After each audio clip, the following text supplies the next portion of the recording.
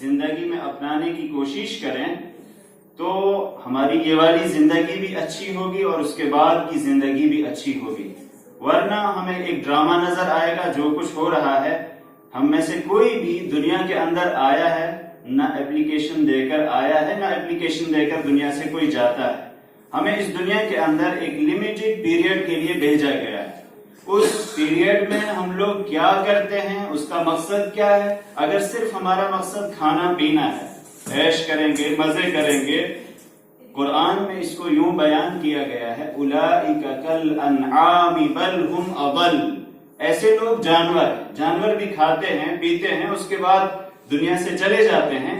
لیکن انسان کے بارے میں قرآن پاک میں بہت سی چیزیں بیان کی گئی ہیں. ان میں سے چند چیزیں یہ ہیں: لِيَبْلُوَكُمْ أَيُّكُمْ أَحْسَنُ عَمَلًا. ہمیں آزادی دی گئی ہے، اختیار دیا گیا ہے. میں اچھا بھی کر سکتا ہوں، برا بھی کر سکتا ہوں. میں جھوٹ بھی بول سکتا ہوں، سچ بھی بول سکتا ہوں. لیکن کیا میں آزاد ہوں ہر چیز میں؟ جی نہیں. میرا ہر عمل نوٹ کیا جا رہا ہے. آج کی سائنس نے یہ تحقیق کی ہے کہ دنیا کے اندر ہم جو بھی کرتے ہیں اس کے اثرات موجود ہوتے ہیں، اور یہ اثرات جب ہم اس دنیا سے جائیں گے اس وقت سامنے آئیں گے. قرآن پاک میں اس کو یوں بیان کیا گیا ہے اليوم نختم على افواههم وتكلمنا ايديهم وتشهد ارجلهم بما كانوا يكسبون. اس دن ہماری زبان بند ہوگی، ہم بول نہیں پائیں گے، لیکن ہمارے ہاتھ یہ گواہی دے رہے ہوں گے کہ اس نے یہ کام کیا تھا. ہمارے اعضائے جسم کے مختلف اعضاء یہ گواہی دے رہے ہوں گے کہ اس نے اچھا کیا تھا یا برا کیا تھا.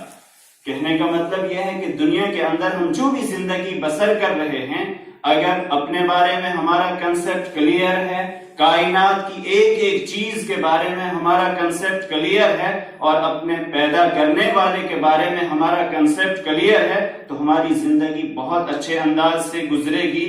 ہم ہر کام پوری ذمہ داری کے ساتھ کریں گے. لیکن اگر ہم نے آزاد سمجھا اپنے آپ کو، اپنے بارے میں یہ تصور کیا کہ کوئی مسئلہ نہیں، آج مزے کریں گے، عیش کریں گے، جھوٹ بول کر، خیانت کر کے، دھوکہ دے کر دوسرے کا مال ہڑپ کریں گے، دوسرے کی چیز ہڑپ کریں گے، لیکن اس دنیا کے بعد ایک دوسری دنیا بھی آنے والی ہے. فَمَن يَعْمَلْ مِثْقَالَ ذَرَّةٍ خَيْرًا يَرَهُ وَمَن يَعْمَلْ مِثْقَالَ ذَرَّةٍ شَرًّا يَرَهُ. ذرہ برابر خیر کا کام کیا ہوگا، اچھا کام کیا ہوگا، وہ بھی سامنے آ جائے گا، اور ذرہ برابر کوئی برا کام کیا ہوگا وہ بھی سامنے آئے گا. اگر بحیثیت انسان ہم اس دنیا کے اندر ہیں اور پوری کائنات میں، پوری یونیورس میں سب سے بہتر چیز اگر کوئی ہے وہ انسان ہے. لَقَدْ خَلَقْنَا الْإِنسَانَ فِي أَحْسَنِ تَقْوِيمٍ.